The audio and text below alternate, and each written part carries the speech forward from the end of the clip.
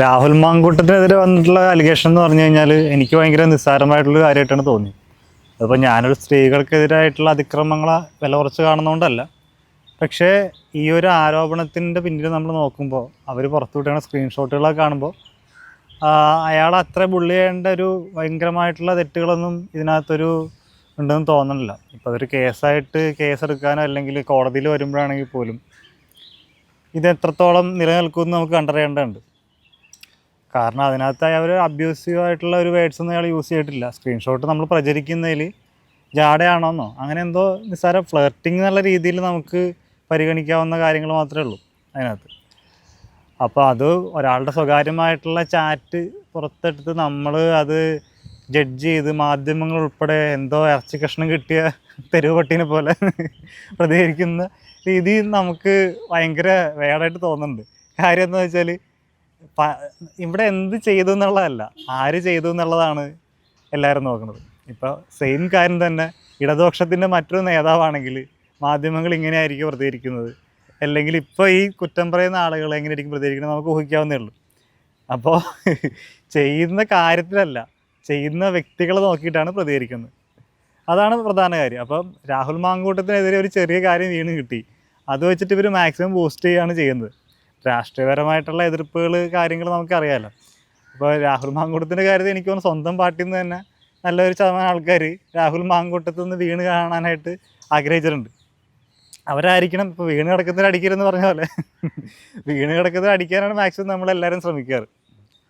അപ്പോൾ ഈ ഒരു ചെറിയ സംഭവം കിട്ടിയപ്പോൾ അതിനെ വലുതാക്കിയിട്ട് ഇയാളുടെ പ്രതിച്ഛായ നഷ്ടപ്പെടുത്താൻ ഒരു കാര്യം കിട്ടിയ പോലെ എല്ലാവരും കൂടെ വന്നിട്ട് സംഘം ചേർന്നിട്ട് ഇയാളെ ബുള്ളി ചെയ്യുകയാണ് ചെയ്യണത്. അതിലുപരി ഇതിനകത്ത് ഒരു വലിയ കാര്യമുണ്ടെന്നോ, ഇത് ഒരുപാട് കാലം ഈ കേസ് നിലനിൽക്കുന്നോ, ഇയാൾക്ക് പ്രതിച്ഛായ നഷ്ടം അല്ലാതെ മറ്റൊരു രീതിയിലൊരു വേറെ നെഗറ്റീവായിട്ട് എന്തെങ്കിലും ഇമ്പാക്റ്റ് ഇതിനകത്ത് ഉണ്ടാകുമെന്ന് എനിക്ക് തോന്നുന്നില്ല.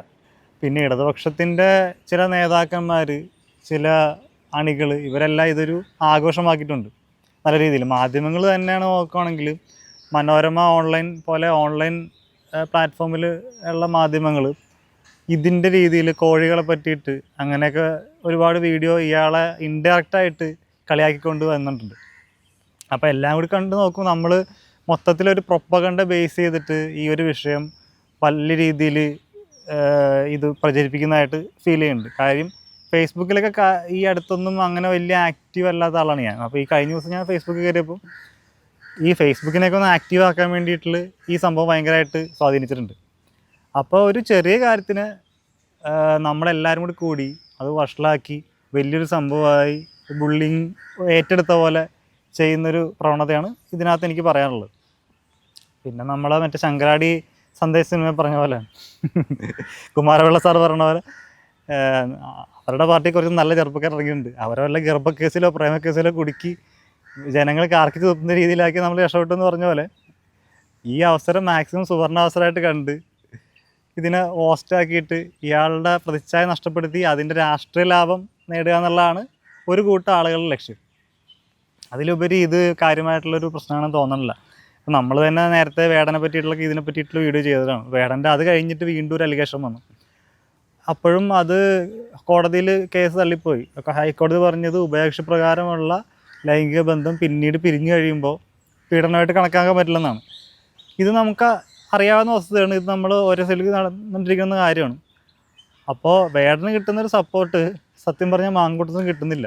അപ്പോൾ ചെയ്യുന്ന പ്രവൃത്തി എന്താണെന്നുള്ളതല്ല നമ്മൾ നോക്കുന്നത്. ഇവിടെ മെയിനായിട്ടുള്ള മാധ്യമങ്ങളും എല്ലാവരും ശ്രദ്ധിക്കുന്നത് ആര് ചെയ്തു എന്നുള്ളതാണ്. അതനുസരിച്ചിരിക്കും ഇവിടെ പല ആൾക്കാരുടെയും നിലപാട്. അപ്പോൾ ഒരു പ്രമുഖനായിട്ടുള്ള ഒരു പ്രത്യേക പാർട്ടിയിലുള്ള ആൾ ചെയ്യുന്ന പോലെ ആയിരിക്കില്ല നേരെ ഓപ്പോസിറ്റ് പാർട്ടിയിലുള്ള ആൾ ചെയ്യുമ്പോൾ സെയിം കാര്യം തന്നെ ചെയ്താലും വ്യത്യസ്ത നിലപാടായിരിക്കും. ഇതെല്ലാ രാഷ്ട്രീയക്കാരുടെയും സിനിമാക്കാരുടെയും ഒരു കോമൺ ആയിട്ടുള്ള ഒരു ട്രൈറ്റായിട്ട് എനിക്ക് തോന്നിയിട്ടുണ്ട്.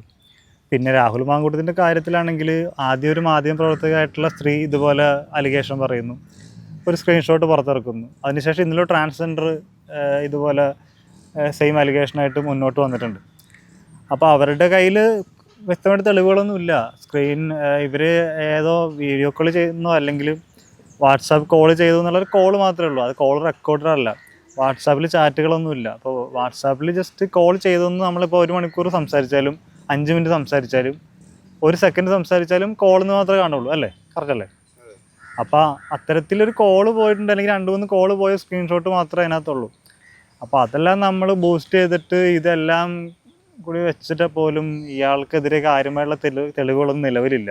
പിന്നെ ഞാൻ നേരത്തെ പറഞ്ഞ പോലെ അത്താഴം മുടക്കാനായിട്ട് നീർക്കോലി മതി എന്ന് പറഞ്ഞ പോലെ ഇയാളുടെ ഇമേജ് തകർക്കാനായിട്ടും രാഷ്ട്രീയ മുതലെടുപ്പിനായിട്ടും ഒരു പ്രതിച്ഛായ തകർക്കാനായിട്ടുള്ള കാര്യമായിട്ട് മാത്രമുള്ളൊരു വില കുറഞ്ഞ നാടകം, അത്രേ ഇതിന് പറയാൻ പറ്റുള്ളൂ.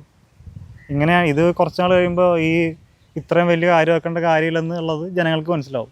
അപ്പോൾ ഇത് വീഡിയോ കാണുന്ന ആൾക്കാർ നിങ്ങളുടെ അഭിപ്രായം താഴെ കമൻറ്റ് ചെയ്യുക. നിങ്ങൾക്ക് എതിരഭിപ്രായമാണെങ്കിലും നിങ്ങൾക്ക് സമാനമായ അഭിപ്രായമാണെങ്കിലും നമ്മുടെ കമൻറ്റ് ബോക്സിൽ രേഖപ്പെടുത്തുക. നമ്മളിടയ്ക്ക് ഇതുപോലെ വീഡിയോകളൊക്കെ സംസാരിക്കാറുണ്ട്.